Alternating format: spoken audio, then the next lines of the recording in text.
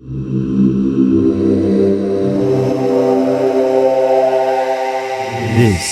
is Vibe Check with Zach and Kris.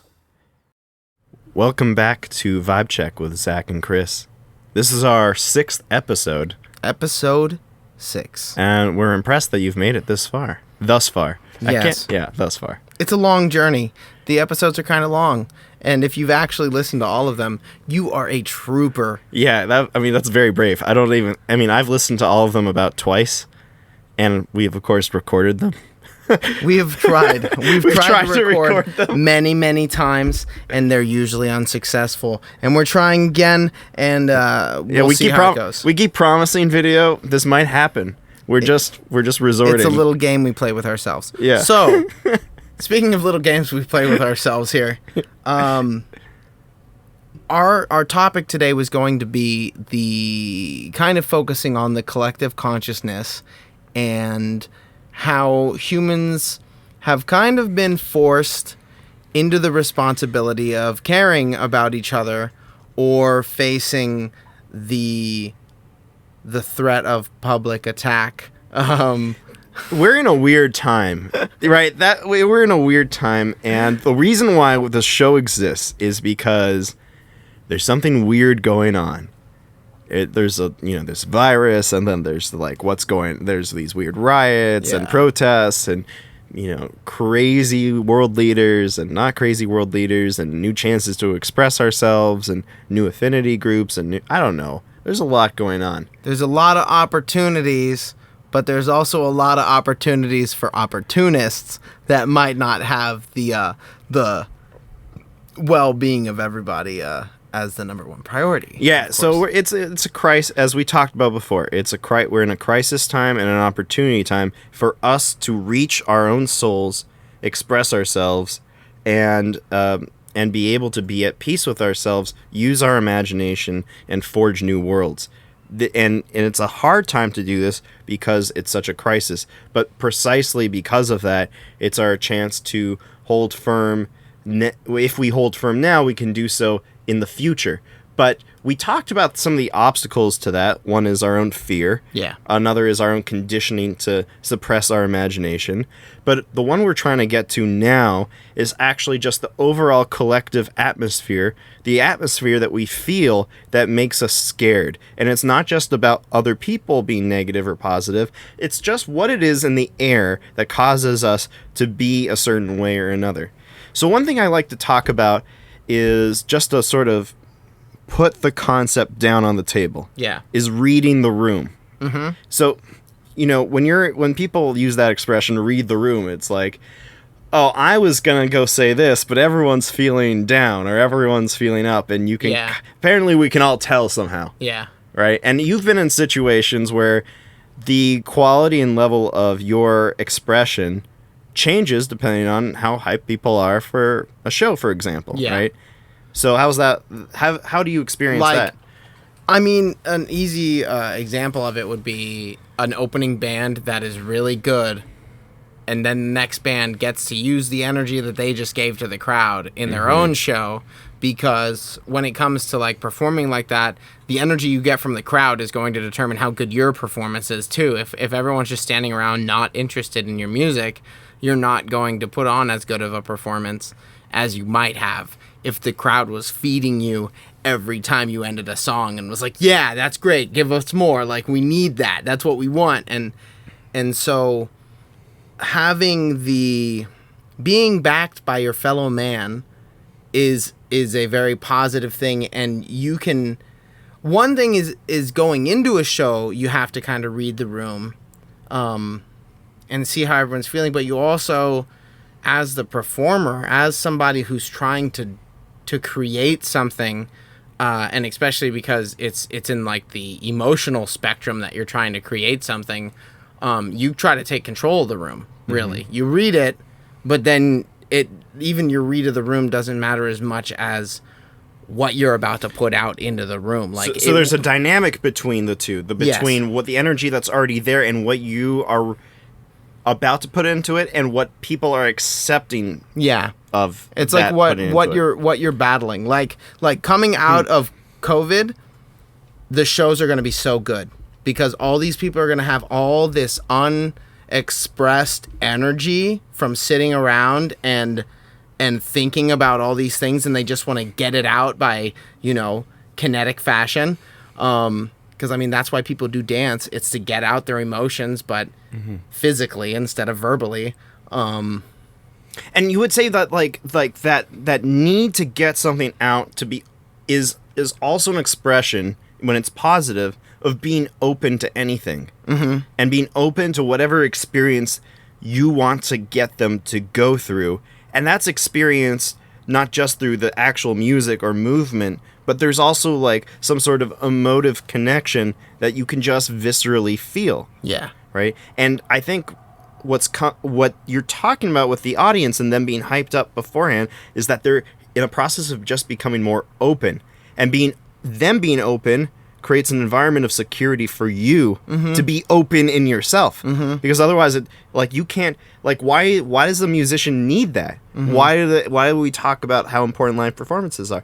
Because that's affirmation that you can do something that's incredibly dangerous. Yeah. Right? And that what you're doing is actually affecting people. Like, imagine... my sister's a dancer, so say she has like a dance, she does a full performance, and the song stops and no one applauded. Just imagine how psychologically weird that would be to the dancers, where they were just like, wow, we put in all this work and these people literally came to our shows and they just didn't clap when we did our dance. So you even get robbed of like the whole meaning of what you've been doing, let alone the actual expression. It's like humans want to be validated by other humans. That's what we like crave. We crave the validation that our work and our effort has purpose. And especially, coming from an artistic direction, that is usually the driving force behind why you're doing something, is because you want to get a reaction. You want to show that, what you work on and what you do has some sort of shift in people, whether it's even just like, oh wow, that made me feel really good, that was really entertaining. Like, and the really good audiences want that shift. They don't just want to be entertained, right? Yes. That's who you're looking for. Yeah. You like, some performers are performing because they need the attention and they want the recognition and the money.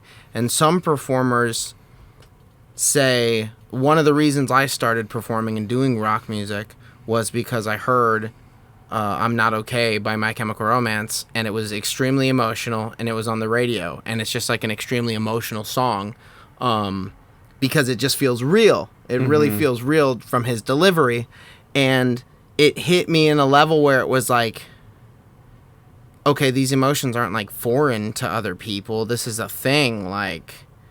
And then you find all these people that like this band, and then so there's like something that connects you. You're discovering like a new emotional range that, and that operates on a level of collective consciousness. Yeah. And not just purely a sonic musical one, which is really interesting, because now we're saying like on the things that we are most familiar with, are just obvious to us. You go to a show, you either come to be entertained or you come to be moved. Yeah.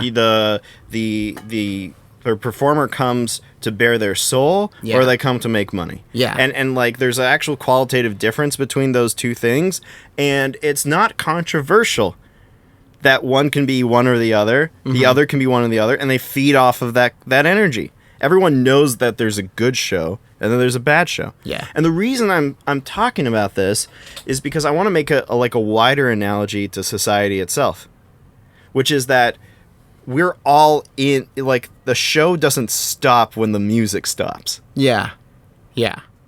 The show goes on. The show is the political media. The show is the news. The show is what's going outside your street. Yeah. The show is which gangs have gotten which territory, which census workers have gotten to which door. It's which businesses are thriving and which businesses are struggling. It's which voices are getting heard and which voices are not. Yeah. It's which families are healthy and which ones are abusive. Yeah. That doesn't seem like a show, but it's existing in the same frame of reference as a show, as a musical show. Yeah. Because it's all collective consciousness. Everything that's happening in the same way that dynamic happens is happening everywhere at all times. Yeah. So we have to pay attention to it, because it's not just about, like, are we able to express our inner selves based on who we're around at the moment. Yeah. It also has to do with, what do we do when we can't help but have, like, this collective impact on ourselves and influence the collective. It's real. We all know it's there, but now we have to accept that. Yeah. And I think for right here, as we delve more into that, we're just going to take a break right now. Just a quick break. I'm going to close a window. Yeah. Beautiful Linwood, California. We'll be right back. Well, we're back after closing a very vital window. Yeah, it needed to be closed. There were sounds coming in that we didn't comprehend. Yeah. And, it takes a certain amount of concentration and focus to speak about our collective consciousnesses, if only for the syllable count. So where do we want to go next? So we talked about our common experience of reading a room, being in a concert, being open more deeply to our spiritual selves, or at least deeper emotional selves, based on the interaction, the interplay that goes on between people. And then we're just going to go on and expand this and say the show's not over and the room is not the end of it. Yeah. All of society participates in a collective consciousness. And we all collectively decide in various places or another how we're going to collectively feel. And it's important right now to be mindful of that, because when it's working against us, when everything is negative against us, we have to sort of cut that off and be in our own bubble. Yeah. But when it's working for us, we've got to plug into that. And in any situation, whenever we can, we have to contribute to it and make it better. And the question is, how? What are you talking about? Is that even useful to our own spiritual development? Yes, because we are put on earth to be together. Yep. And we didn't come here to develop ourselves for ourselves. We exist only for each other, and we have to participate in life with each other, therefore.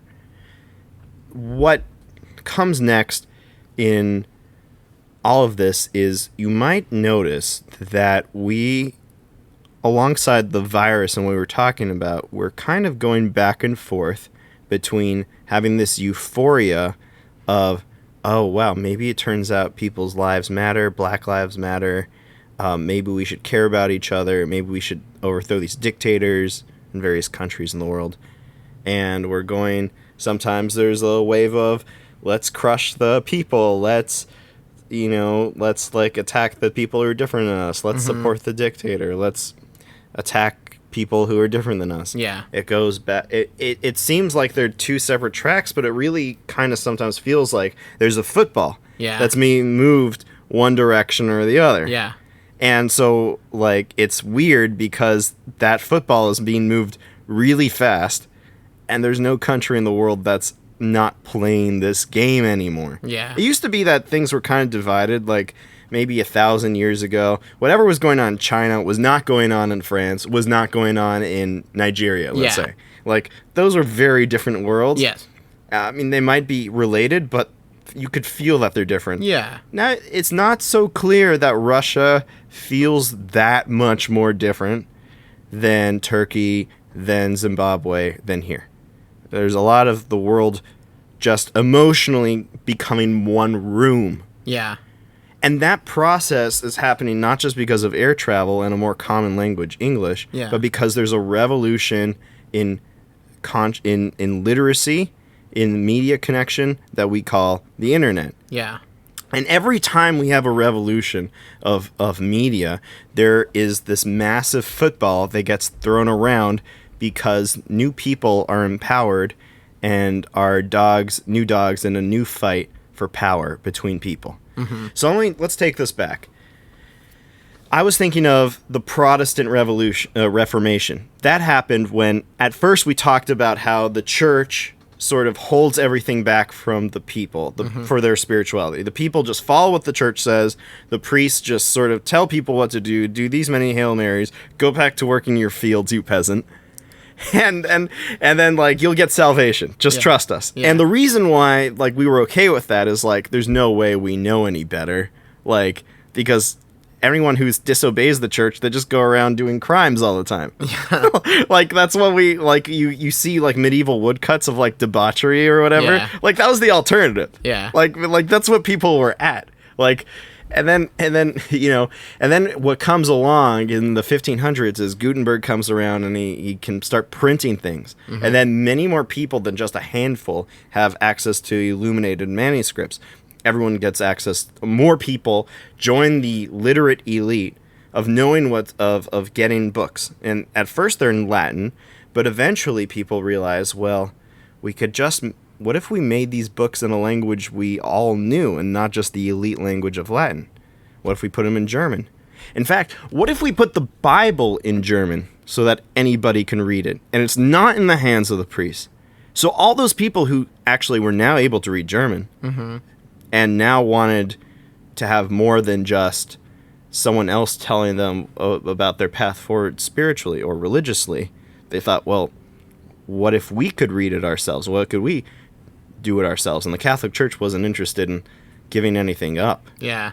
I mean, they realized they had to at a certain point, but there was Martin Luther's big innovation was, no more of this top-down corrupt system.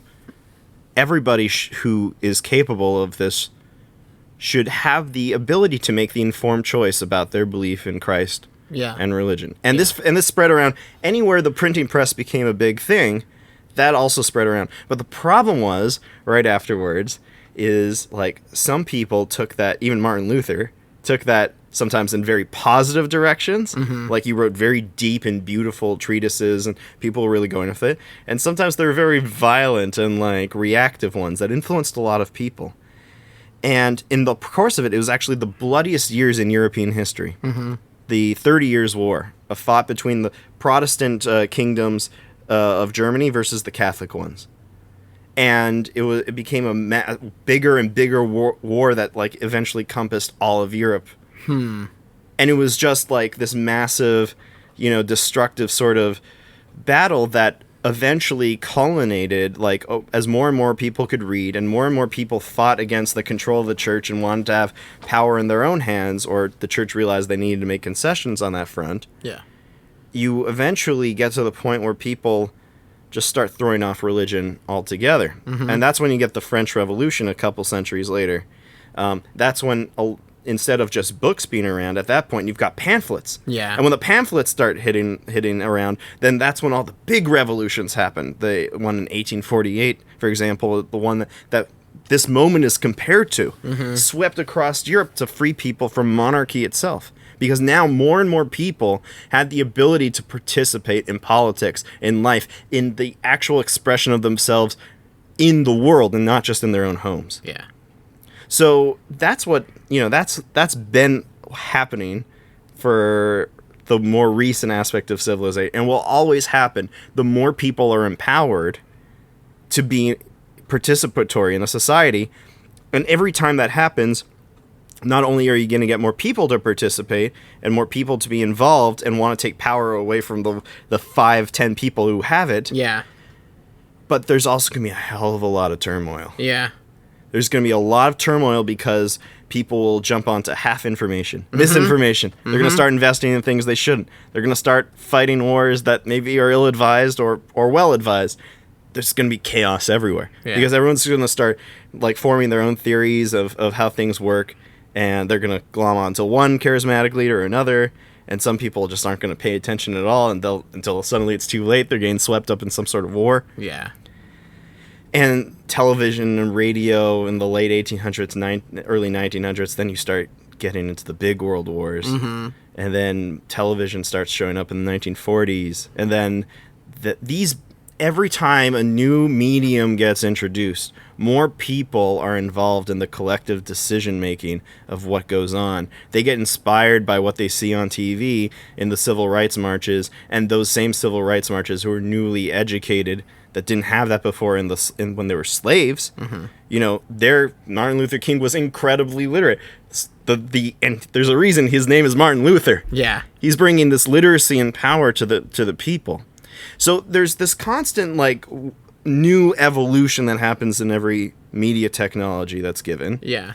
And there's a constant war or sudden consciousness awakening that results in a certain amount of misinformation, mistakes, and war until we reach into like a new stage of history. That's what Hegel was really describing. History just manifests itself out. He came up with all kinds of weird reasons for it, but my opinion is as simple as like, if people start, it actually is related to him. If people start expressing their souls, like, it's eventually going to come out if they're empowered to express them. Yeah.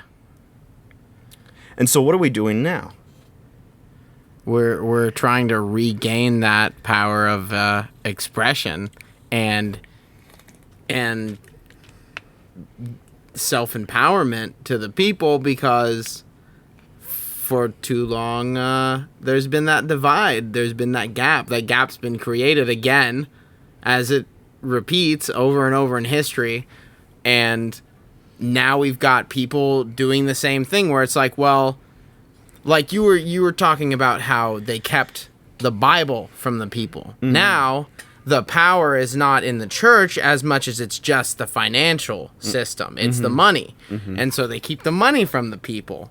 And now the people are like, well, the people are trying to learn about the money, and the people are starting to learn about the money, and they're like, wait a minute, this is a bunch of craziness, and why don't we have any? Right, like, and there's a lot of people... there are so many people suffering, and now that we know how money works, like, people have just actively been pursuing becoming more financially intelligent and more self-sufficient, because the American dream got really, like, it was like not oversaturated, but like dilapidated. Well, what ends up happening is that there's always a consolidation of powerful people to give power to powerful people. Yeah. But we had this, but what you're talking about right now is very interesting, because one of the positive effects of what I would say defines this era is the internet era. So you're having the revolutions of the printing press, television, and radio, but going on now in hyperspeed and also globally instead of regionally. And with a bunch of ads and algorithms thrown in there that add to the chaos. Yeah, so it was always chaos, and now we got, like, deliberately orchestrated computer-based chaos. Yeah. Which is the same thing as the human chaos before, but just bigger. Yeah. and now some people are bigger, faster, more targeted. So now people are in this natural sort of revolutionary fervor that a new media provides. People are taking advantage of it in a positive way by learning financial literacy where they couldn't have before. Mm-hmm. They flat out wouldn't have been able to access these things. Yeah. But they're also learning all kinds of other things. They're being more divided, more they're using their newfound literacy to believe things that just harm their own interests, and it's due to a certain kind of dis-ease with the evolving consciousness that something like the internet is forcing us all to go through. Mm-hmm. And so that's why there's this reactionary and revolutionary sort of angle to it, just like there always has been every time a new media gets introduced into the world. And this is important because right now we're facing, like, basically the culminating, I believe to be the culminating battles in our collective consciousness globally that this new media environment is providing. Between a reactionary and revolutionary force. And that same reactionary revolutionary force is this. It's the people taking their place as the elite that they have become because they're now newly literate. Mm-hmm. More people are literate. More people are more deeply literate. Yeah. Versus people who are thinking to themselves, well, I better use this opportunity to solidify my power and confuse people and throw them apart, because it's better that than what seemingly inevitably happens in over the course of history. And by the way, reactionary movements haven't been unsuccessful in history. For example, after Napoleon, certain emperors and kings started getting their thrones back when there was a lot of counter-revolutionary, reactionary forces in Europe. And there have always been very strong reactionary forces, like we can think of all the different fascist ones and communist ones, perhaps, that like exist simultaneously with like the new higher social democratic orders that sort of started popping up in the world, or the decolonialist ones. Mm-hmm. So it's even though the forces of history seems inevitably revolutionary, the more people become informed and become engaged. The true winner of an individual battle, if not the war, has to do with us collectively growing in our spiritual consciousness together. And that's really hard to describe, I guess. Yeah. I mean, I've tried. That was a difficult try, but you get what I'm getting at, you know what I mean? I mean, a lot of people have trouble believing that they belong to a greater consciousness.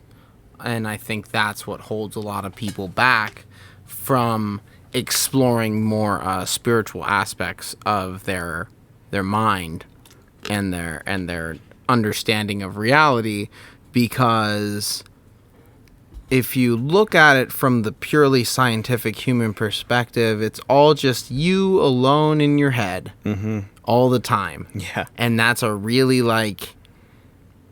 that's a weird place to be 100% honest, because once you realize, like, there's even scientific studies to prove that humans are more connected than they think they are.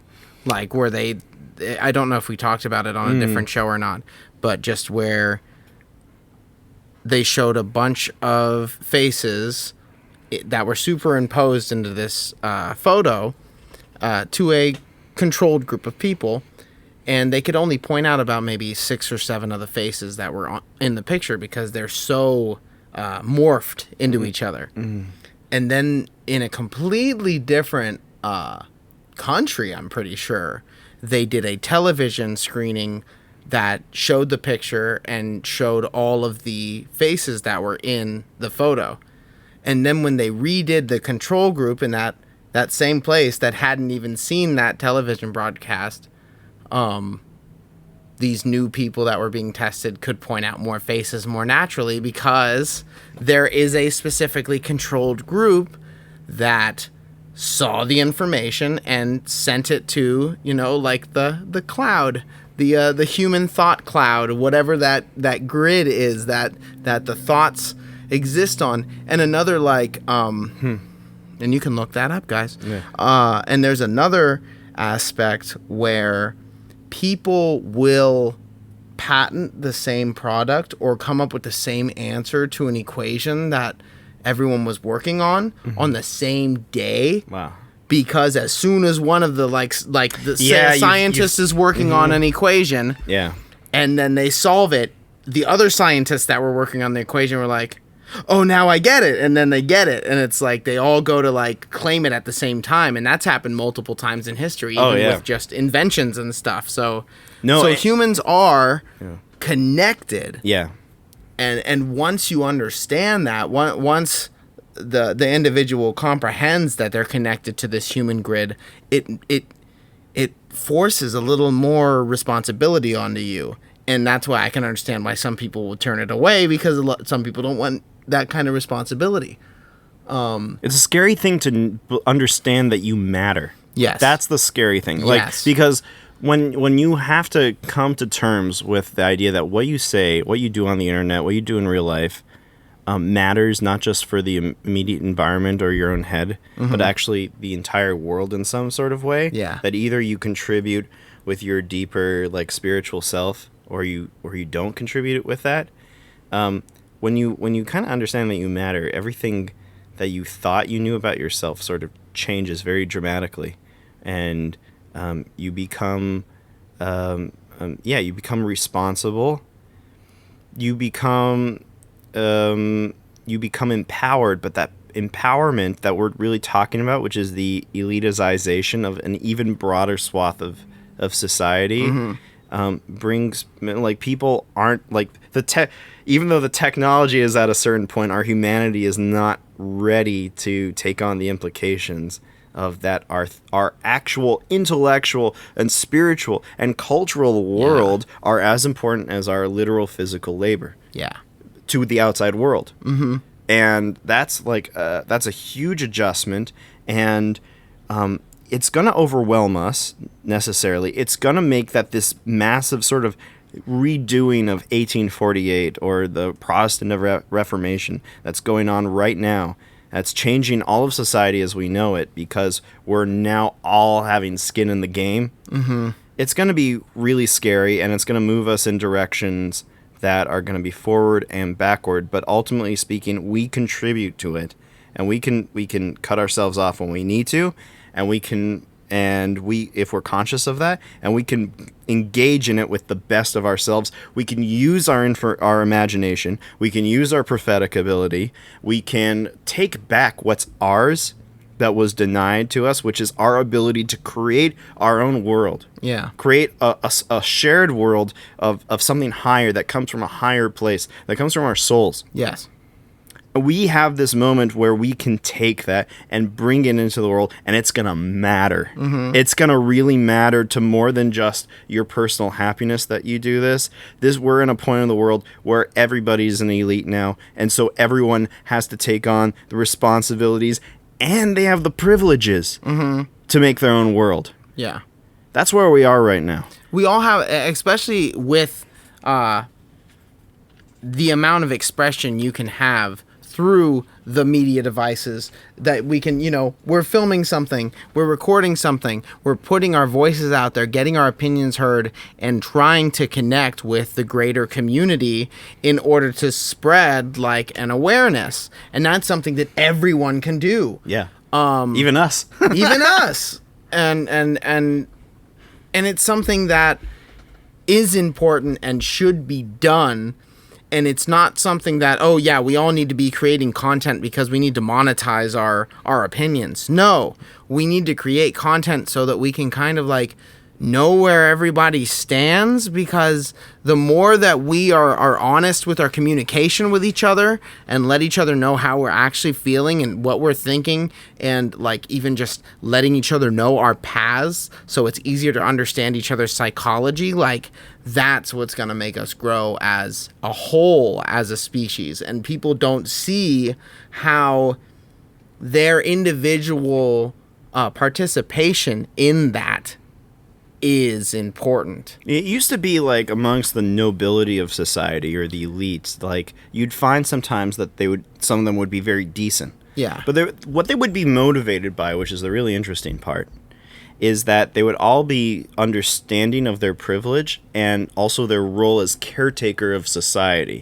That's what would motivate the Kennedys of the world, the people who were like, well, I'm wealthy, but that means I'm supposed to be taking care of people. But now the weird thing is, whether or not you have any money, your sociology, your psychological framework is much closer to a Kennedy than a pauper of the 1920s.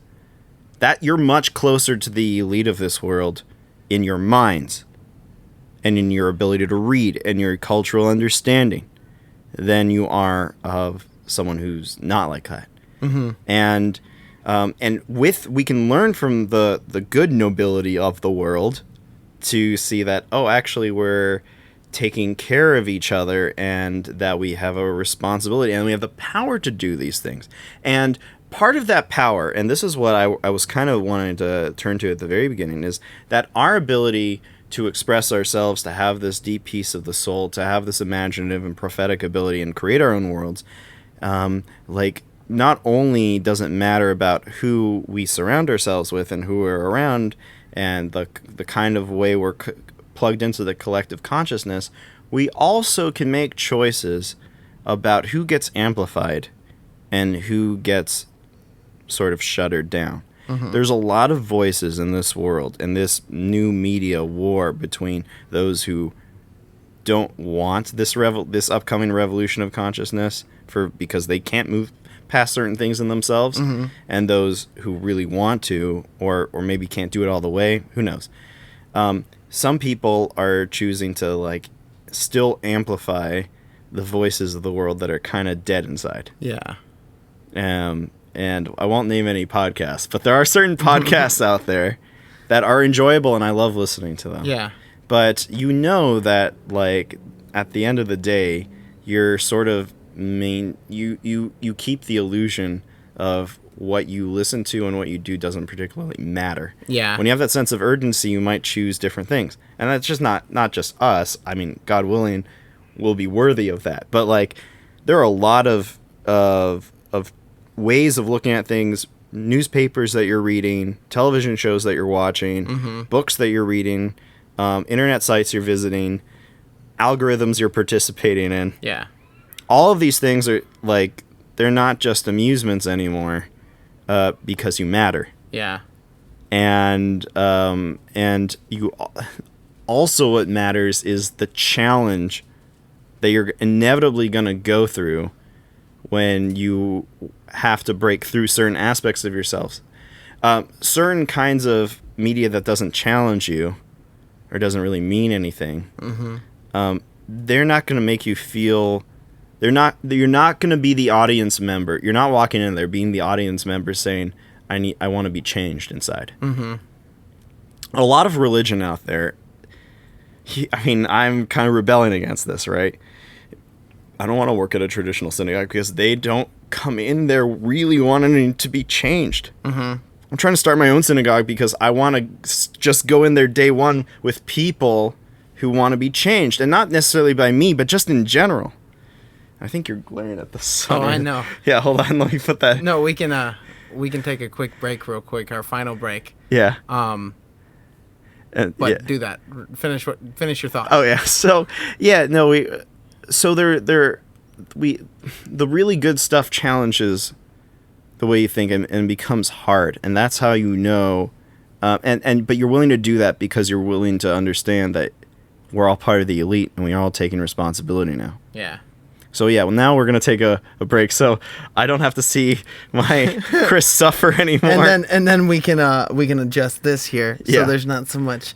I'm not a ghost over here in the sun. Yeah, All right, we'll be right back. Well, yeah.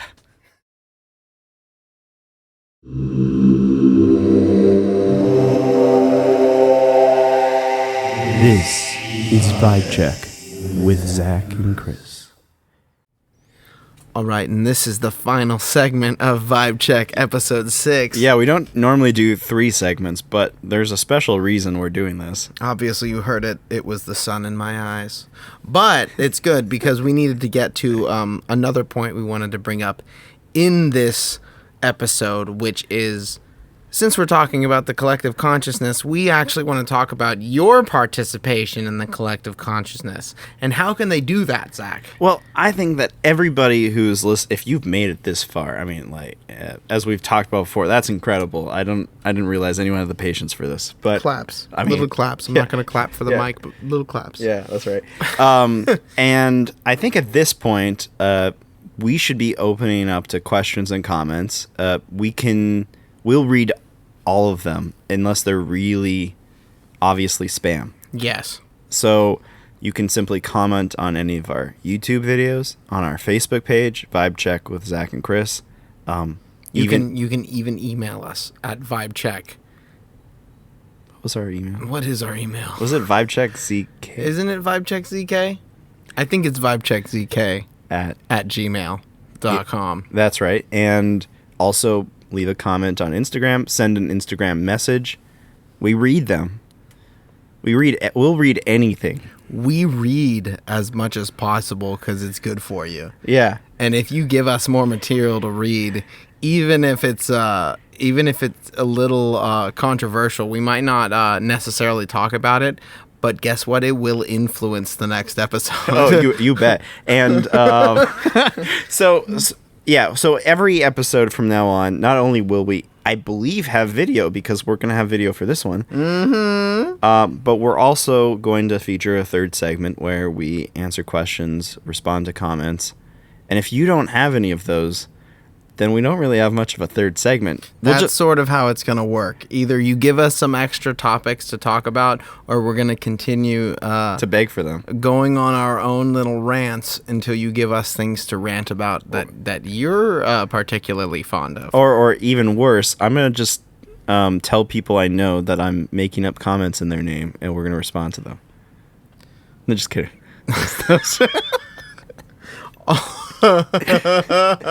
Just random names and random comments. John Smith from Roanoke, Virginia says, "What if the demon sprites captured my nostrils?" Well, we've got the right formula for that. It's vitamin C. Yeah, just so you know. So that's always take your vitamin C. That's what you'll be listening to if you don't send in questions or comments. Exactly. We're going to come up with really bad questions on purpose until you give us good ones. And we want you to be honest. We want you to be really you can be kind of vulnerable. If you want to send it anonymously, you don't want us to put a name or anything, we won't. We just want to hear your legitimate questions because we ask so many questions, but we can't ask everybody's questions. You know what I mean? We don't come up with all the questions that humanity has. So if you can give us some, that would be participating in this collective consciousness and this sort of rise of having the conversation. Because if it isn't obvious already, we wing everything, which means that any conversation that goes on is what's present and obvious to our consciousnesses. Yeah. But not yours necessarily. Exactly. You guys are all... We are very well aware that everyone is experiencing their own version of this reality right now. And we appreciate anyone who's bringing us into their reality. And we would like to bring you into our reality by adding this participation. Yeah. And, we will definitely... I think we'll come up with cool stuff for our Facebook. I'm gonna post a poll every so often about how things going this week. I don't know, maybe actually something more substantial than that. Probably some substantial stuff that's gonna get you engaged. I'm only laughing because just the sheer weirdness of the ask. It's not weird because, of course we're supposed to talk to people, but, we're in a quarantine where I don't know. We believe other people are listening, but we don't know precisely who you are and when and where. Yes. So asking, it's kind of funny that way to me. So we don't expect anything in particular right now. We're just asking, and we'll see what we receive. Because, ask, and you shall receive. If you don't ask... You missed the 100% of the asks. You don't ask.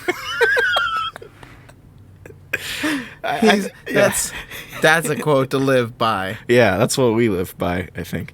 So anyway, with that, we're gonna say goodbye for now. We'll name the episode later. We haven't thought of the name, but we'll think of it. We will. It'll be clever like all the other ones. Yeah, they're very clever, aren't they? And we'll see you next week. Hopefully, hear from you. Yes. And so, see you then. Let us know. This has been Vibe Check with Zach and Kris.